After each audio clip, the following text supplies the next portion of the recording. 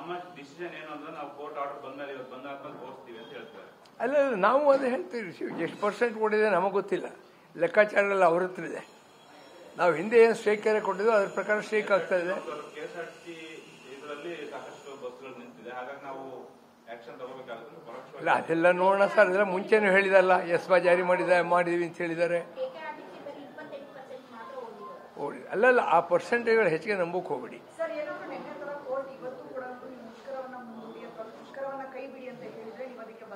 Court ಏನ್ ಹೇಳಿದ್ರೆ ಜಾರಿ ಮಾಡ್ತೀವಮ್ಮ. ನಾವು ಕೋರ್ಟ್ಗಿಂತ ದೊಡ್ಡವರ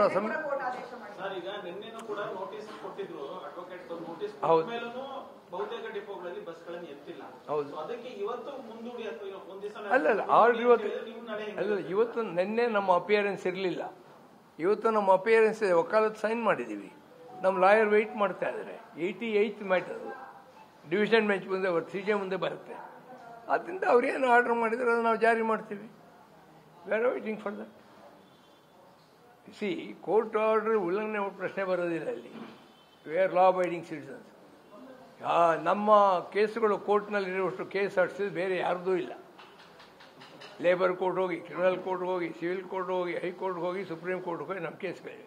ಅಷ್ಟು notorious KSRTC management. Therefore we respect law, we respect court decision, we are awaiting that.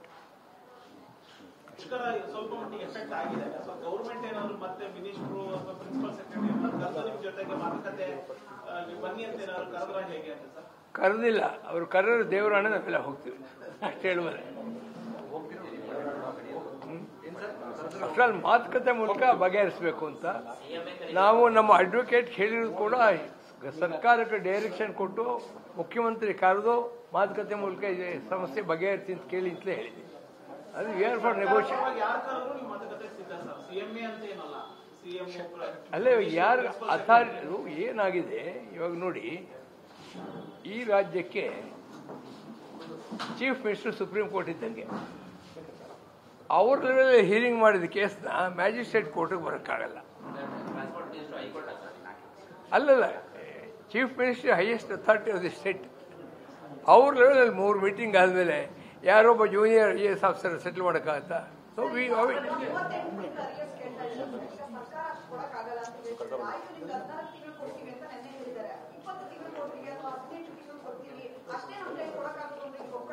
ನೀವೇ ಚೀಫ್ ಮಿನಿಸ್ಟರ್ ಆಗಿದ್ದು ಚೆನ್ನಾಗಿರೋದು. I would have been happy.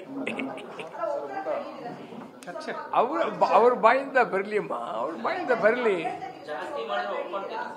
ಅಲ್ಲ ನಾನು ಹೇಳೋದೇನೆಂದ್ರೆ, ಇದು ಆ ಥರ ಒಂದು ಬಾರ್ಗೇನ್ ಮಾಡೋದಕ್ಕೆ ಮಾರ್ಕೆಟ್ ಅಲ್ಲ. ನಾವು 38 ತಿಂಗಳು ಪರಿಶ್ರಮ ಮಾಡಿದ್ದೇವೆ, ಬೆವರು ಸುರಿಸಿದ್ದೀವಿ. ಆ ಅರಿಯರ್ಸ್ ಇವ್ರು ಕೊಡಬೇಕು.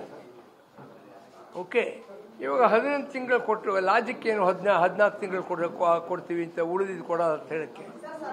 ನಾವು ಕೆಲಸ ಮಾಡಿದ ಸಂಬಳ ಕೇಳ್ತಿಲ್ಲ, ಬಟ್ ನಾವು ಕೆಲಸ ಮಾಡಿದ್ವಿ 38 ತಿಂಗಳು, ಆದ್ರಿಂದ ಕೊಡಿ ಅಂತ ನಾವು ಕೇಳ್ತಾ ಇದೀವಿ.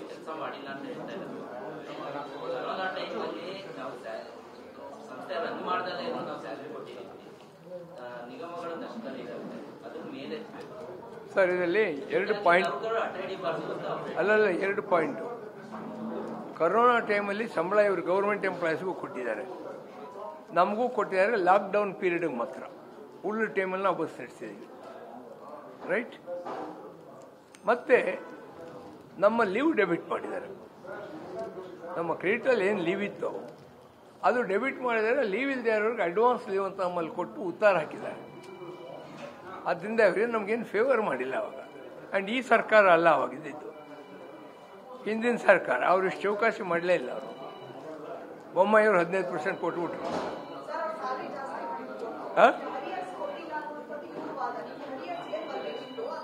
ಅರಿಯರ್ಸಲ್ಲಿ ಮಾತಾಡುವಷ್ಟು ಟೈಮ್ ಇರಲ್ಲ. ಎಲೆಕ್ಷನ್ ನೋಟಿಫಿಕೇಶನ್ ಸರ್ಕಾರ ಇದ್ದಿದ್ರೆ ಕೊಡೋರು. ಚುನಾವಣೆ ಸಂದರ್ಭ ಅದು ನಿಮ್ಮ ಗಮನಕ್ಕೆ we had no time to discuss. 2 ಡೇಸ್ಗೆ ನೋಟಿಫಿಕೇಶನ್ ಆಯ್ತು, ಆಮೇಲೆ ಚುನಾವಣೆ ಬಂತು. ಆ ಗವರ್ಮೆಂಟ್ ಪುನಃ ಆಯ್ಕೆ ಆಗಿದ್ರೆ ಅವ್ರು ಕೊಡೋರು. ಸಿದ್ದರಾಮಯ್ಯನವ್ರ ಗವರ್ಮೆಂಟ್ ಆಯ್ಕೆ ಆಗಿದೆ, ಇವ್ರು ಕೊಡೋರು.